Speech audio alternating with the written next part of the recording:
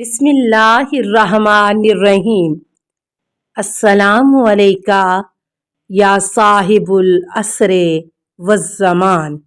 اے یزید، تو کیوں خوش نہ ہو اور فخر و مباحات کے قصیدے نہ پڑھے، کیونکہ تو نے اپنے ظلم و استبداد کے ذریعے ہمارے دلوں کے زخموں کو گہرا کر دیا ہے اور شجرہ طیبہ کی جڑیں کاٹنے کے گھنونے جرم کا مرتکب ہوا ہے۔ تو نے آل رسول صلی اللہ علیہ وآلہ وسلم کے خون میں اپنے ہاتھ رنگین کیے ہیں۔ تو نے عبد المطلب کے خاندان کے ان نوجوانوں کو تحقیق کیا ہے جن کی عظمت و کردار کے درخشندہ ستارے زمین کے گوشے گوشے کو منور کیے ہوئے ہیں۔ آج تو آل رسول صلی اللہ علیہ وآلہ وسلم کو قتل کر کے اپنے بد نہاد برے اسلاف کو پکار کر انہیں اپنی فتح کے گیت سنانے میں منہمک ہے۔ تو عنقریب اپنے ان کافر بزرگوں کے ساتھ جا ملے گا اور اس وقت اپنی گفتار و کردار پر پشیماں ہو کر یہ آرزو کرے گا کہ کاش میرے ہاتھ شل ہو جاتے اور میری زبان بولنے سے عاجز ہوتی اور میں نے جو کچھ کیا ہے اور کہا ہے اس سے میں باز رہتا۔ اس کے بعد حضرت زینب عالیہ نے آسمان کی طرف منہ کر کے بارگاہ الہی میں عرض کی، اے ہمارے کردگار حق، تو ہمارا حق ان ظالموں سے ہمیں دلا دے اور تو ہمارے حق کا بدلہ ان سے لے لے۔ اے پروردگار، تو ہی ان ستمگروں سے ہمارا انتقام لے اور اے خدا، تو ہی ان پر اپنا غضب نازل فرما جس نے ہمارے عزیزوں کو خون میں نہلایا اور ہمارے مددگاروں کو تحقیق کر دیا۔ اے یزید، تو نے جو ظلم کیا ہے اپنے ساتھ کیا ہے، تو نے کسی کی نہیں بلکہ اپنی ہی کھال چاک کی ہے، اور تو نے کسی کا نہیں بلکہ اپنا ہی گوشت کاٹا ہے۔ تو رسول خدا صلی اللہ علیہ وآلہ وسلم کے سامنے ایک مجرم کی صورت میں لایا جائے گا اور تجھ سے تیرے اس گھنونے جرم کی باز پرس ہوگی کہ تو نے آل رسول صلی اللہ علیہ وآلہ وسلم کا خون ناحق کیوں بہایا اور رسول زادیوں کو کیوں در بدر پھرایا، نیز رسول صلی اللہ علیہ وآلہ وسلم کے جگر پاروں کے ساتھ ظلم کیوں روا رکھا۔ یاد رکھ کہ خدا آل رسول صلی اللہ علیہ وآلہ وسلم کا تجھ سے انتقام لے کر ان مظلوموں کا حق انہیں دلائے گا اور انہیں امن و سکون کی نعمت سے مالا مال کر دے گا۔ خدا کا فرمان ہے کہ تم گمان نہ کرو کہ جو لوگ راہ خدا میں مارے گئے وہ مر مٹ چکے ہیں، بلکہ وہ ہمیشہ کی زندگی پا گئے اور بارگاہ الہی سے روزی پا رہے ہیں۔ اے یزید، یاد رکھ کہ تو نے جو ظلم آل محمد صلی اللہ علیہ وآلہ وسلم پر ڈھائے ہیں اس پر رسول خدا صلی اللہ علیہ وآلہ وسلم عدالت الہی میں تیرے خلاف شکایت کریں گے اور حضرت جبرائیل امین آل رسول صلی اللہ علیہ وآلہ وسلم کی گواہی دیں گے، تجھے سخت عذاب میں مبتلا کر دے گا کہ یہی بات تیرے برے انجام کے لیے کافی ہے۔ عنقریب وہ لوگ بھی اپنے انجام کو پہنچ جائیں گے جنہوں نے تیرے لیے ظلم و استبداد کی بنیادیں مضبوط کی اور تیری آمرانہ سلطنت کی بساط بچھا کر تجھے اہل اسلام پر مسلط کر دیا۔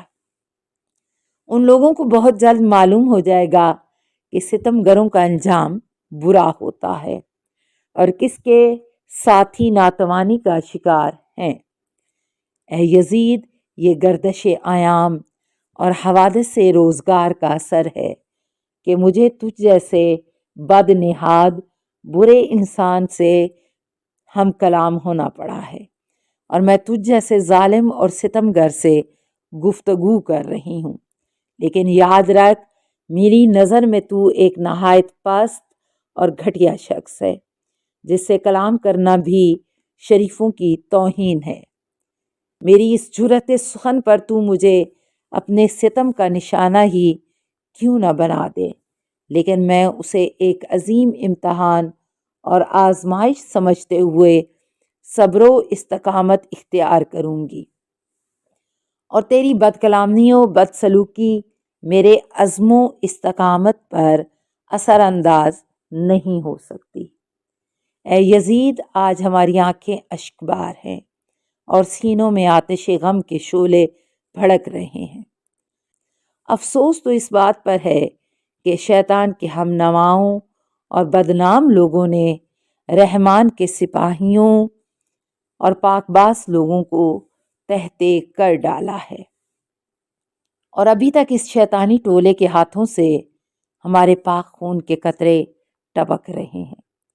ان کے ناپاک دہن ہمارا گوشت چبانے میں مصروف ہیں، اور صحرا کے بھیڑیے ان پاک باز شہیدوں کی مظلوم لاشوں کے ارد گرد گھوم رہے ہیں، اور جنگل کے نجس درندے ان پاکیزہ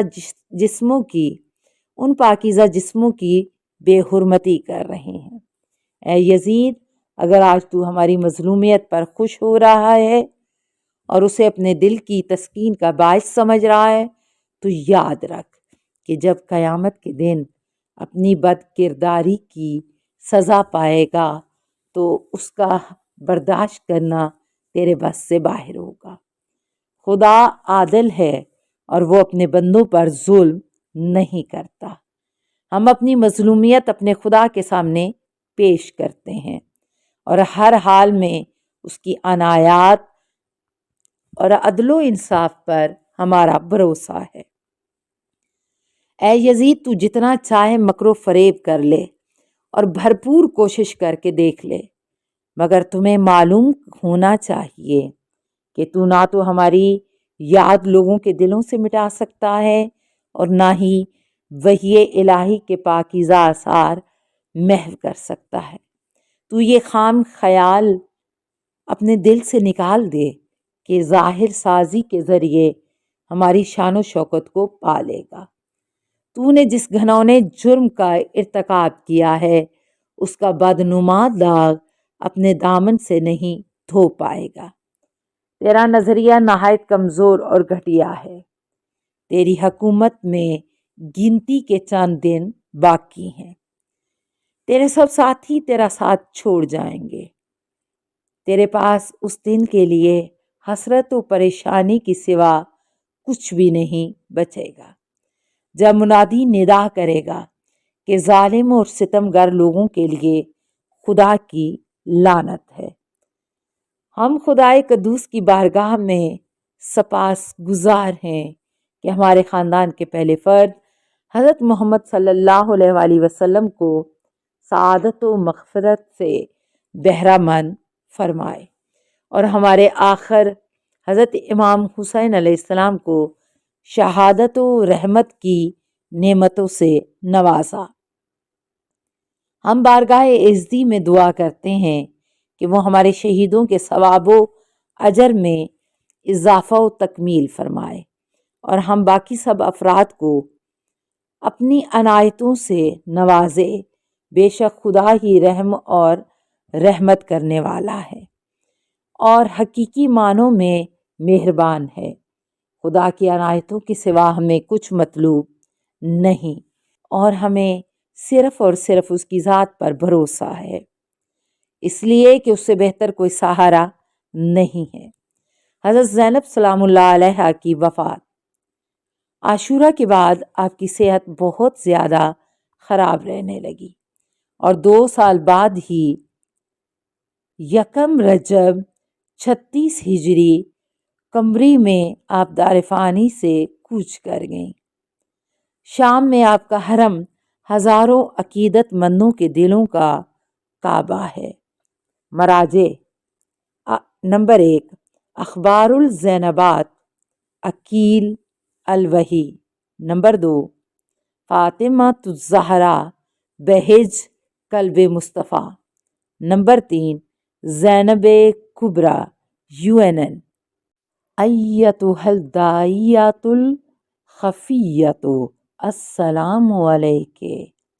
ایتھا التقیۃ النقیۃ، السلام علیک ایتھا الراضیۃ المرضیۃ، السلام علیک ایتھا العالمۃ غیر المعلمۃ، السلام علیک ایتھا الفاہمۃ الغیر المفہمۃ، السلام علیک ایتھا المظلومۃ، السلام علیک ایتھا المحمومۃ، السلام علیک ایتھا المغمومۃ، السلام علیک ایتھا الصدیقۃ، السلام علیک ایتھا المقربۃ، السلام علیک ایتھا المعصورۃ، السلام علیک